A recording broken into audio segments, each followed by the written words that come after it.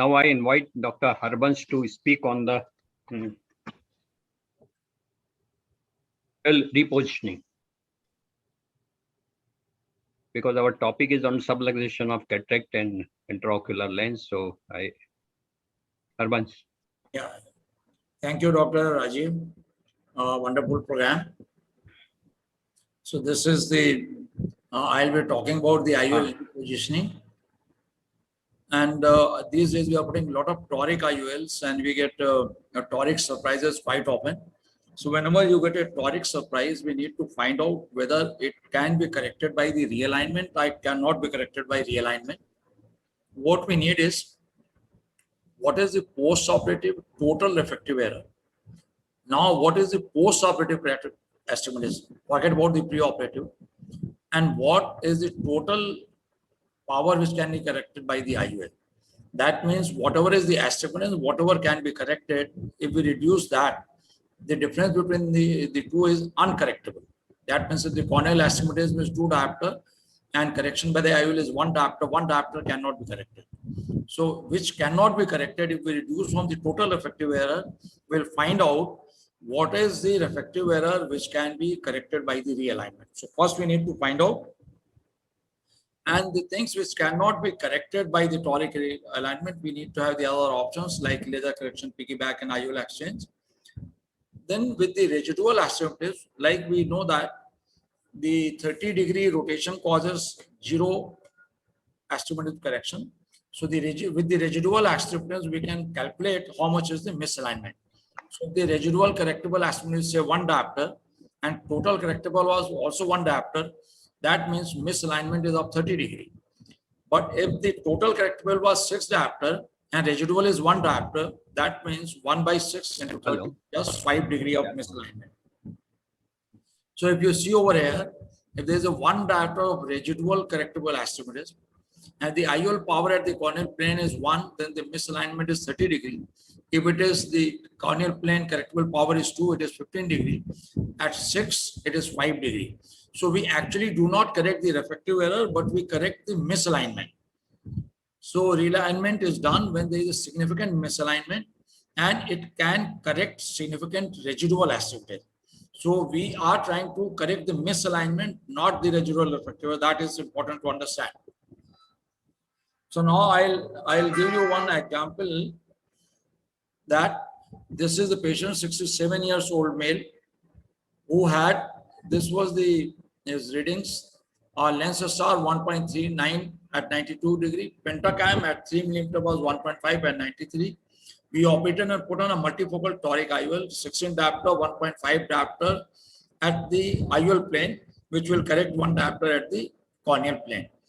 So the post-operatively uncorrected distance visual acuity was 680. Best corrected visual acuity was 6.6, and this patient needed plus 1 diopter of spherical with 1.5 diopter cylinder at 30 degree. So now we calculated, as I was talking to, what is the residual refractive error. Now the lens star readings were 1.56 at 94 and pentacam total corneal power taking anterior and posterior combined at 3 mm was 1.6 at 95. At 4 mm, 1.1 at 81.4 degree. So we need to understand that what reading to be taken is entirely different. You can see between 3 mm to 4 mm, there is a 15 degree of gap. And even the power 1.6 to 1.1.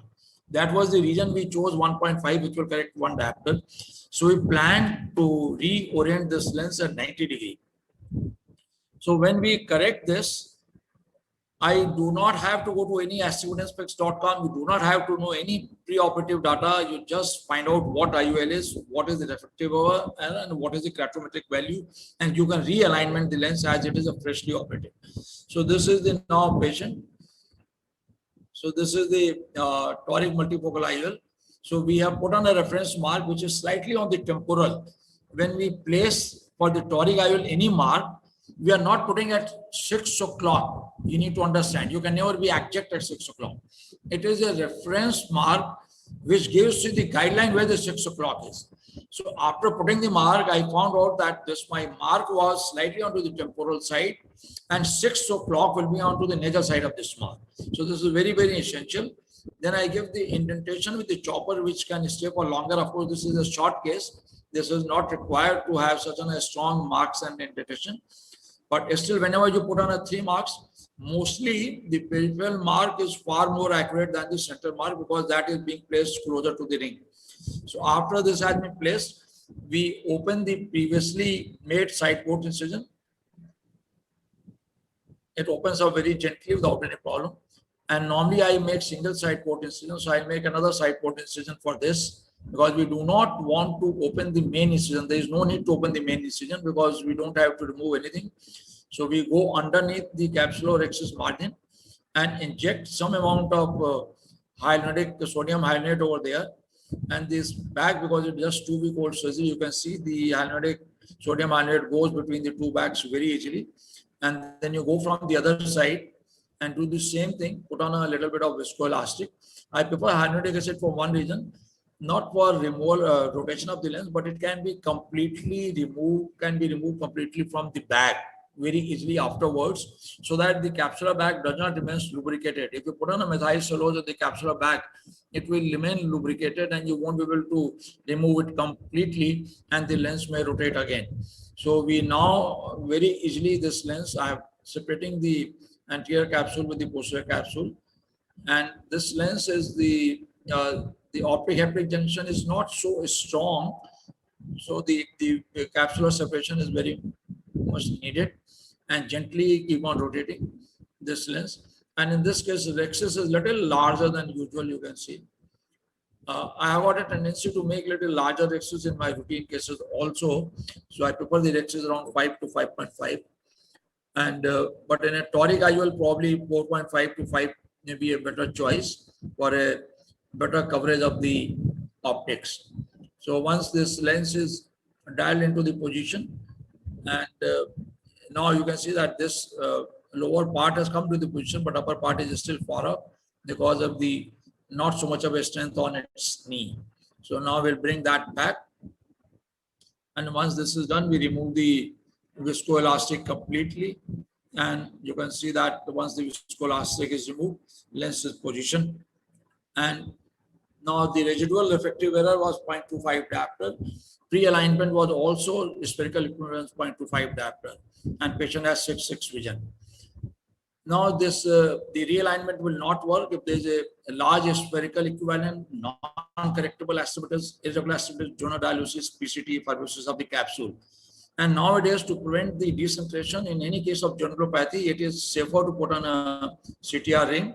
Like in this case, you can see there is a large pseudo exfoliation. In the future, there are chances of this lens might get subluxated or get decentered. So why not to prevent it before it? And so after removing the cataract, though there is not so much of a subluxation, but because of the general weakness, I will guide this CTR inside. So I will start using CTR more. It takes 30 seconds to 1 minute to put on a CTR, and cost of the CTR is less than 500 rupees. So anywhere, whenever you got it out, it's better to put on a CTR ring.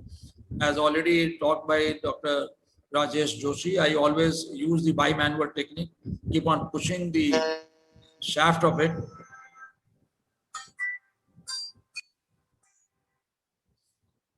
And this is another case where there is a very little, you can see there is a fold onto this side where I'm going to remove the cortex. And this is because of some of the granules are broken, whether intraoperative or preoperatively, I don't know. And when I'm pulling it, you can see the edge of the bag.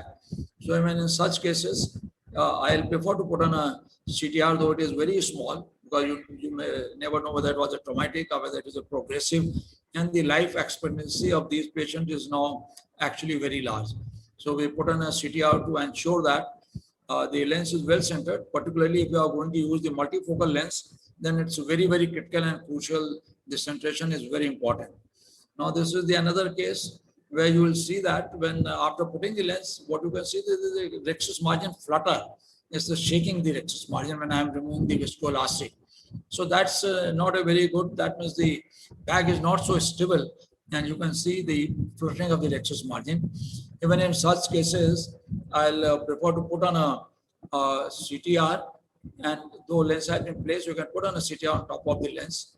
And so it's best to avoid the misalignment so that there is no decentration. And even the aspheric IOLs which we use now 90% of the time, they also, if they are decentered by more than 0.5 millimeter, it may compromise on the quality of the vision. So we put on a CTR ring over there, and this goes in very comfortably without any problem in spite of the lens being inside. So place it over there. And thank you very much for giving me this opportunity. Thank you all. Thank you.